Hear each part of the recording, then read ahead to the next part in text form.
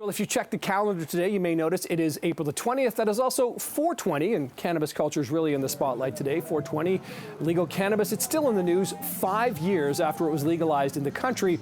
And it was just yesterday when Mississauga City Council voted to opt into allowing legal pot shops within their municipal boundaries. BNN Bloomberg's David George Kosh joins us, and he's been watching this space very closely. You were actually hired on at BNN Bloomberg as kind of their pot beat reporter, weren't you? So that's right, yeah. Something you know very well. I'm not talking about smoking, I'm talking about knowing it. All right, so let's talk about Mississauga, the sixth largest municipality in the country, kind of finally getting in on the legal pot shop decision. What do you make of this? How do you interpret that they finally said, hey, we need to go with the legal route here? I think they saw the writing on the wall and realized that there's a lot of tax benefits that Mississauga could generate by opening up the city to legal retail operators there, as opposed to letting the illicit operators still run amok in the city. Now, Mississauga initially decided to opt out of having cannabis stores because they essentially wanted more control than the province would give them in order to manage the stores in that particular city.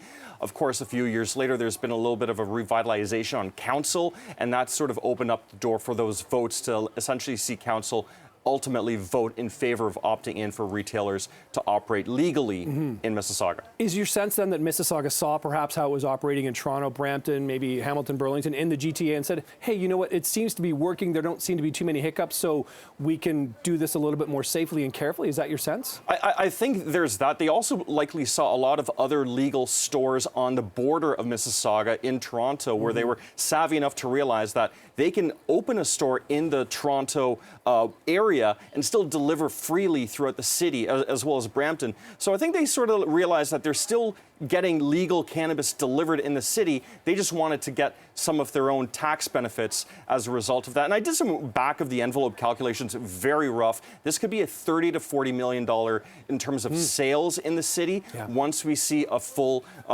status quo, a full equilibrium of stores in that city. We could see $30 to $40 million of sales each year annually in that city. Not insignificant to any municipality these days in Canada, that's for sure. So let's talk about the overall market in general, about the legal cannabis market here, because we still hear that the illicit or black market is having an impact here. But what is sort of the state of the market in terms of, you know, if you just walk along Queen Street, there are plenty of legal stores along here. There's plenty of legal stores, but there's plenty of stores that have closed. Now, there's a lot of saturation throughout the country in terms of the legal cannabis operators, both on the production side as well as the retail side. In Canada, we have about north of 3,000 legal stores all across this country since legalization in October 2018. Total sales, the market is roughly around $4.5 billion.